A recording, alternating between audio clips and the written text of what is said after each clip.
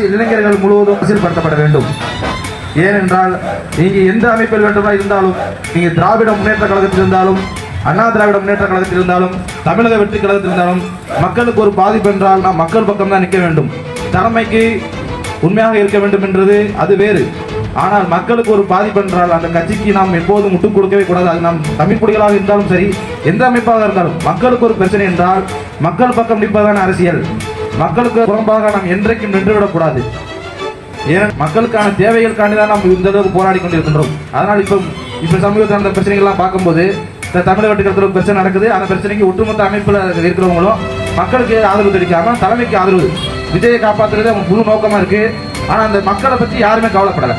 திராவிட முன்னேற்ற கழகம் தவறு செய்தால் திராவிட முன்னேற்ற கழகத்தில் இருக்கிறவங்க மக்களுக்கு அவர் தலைமையை காப்பாற்ற நினைக்கிறாங்களோ, மக்களை பாதுகாப்பும் யாரும் நினைக்கிறது இல்லை. அது எல்லா கட்சியிலுமே நடக்குது. அதையெல்லாம் மாற்றிக்கொள்ள இளைஞர்கள் தான் இது முழுமையாக அரசியல் தெரிஞ்சுக்கிட்டா நம்ம எப்பயுமே மக்கள் பக்கம் தான் நம்ம நிற்கணுமே தவிர தலைமையின் பக்கம் தவறு செய்தால் அதை சுட்டி காட்டுவது நமது கடமையாக தான் இருக்க வேண்டும் என்று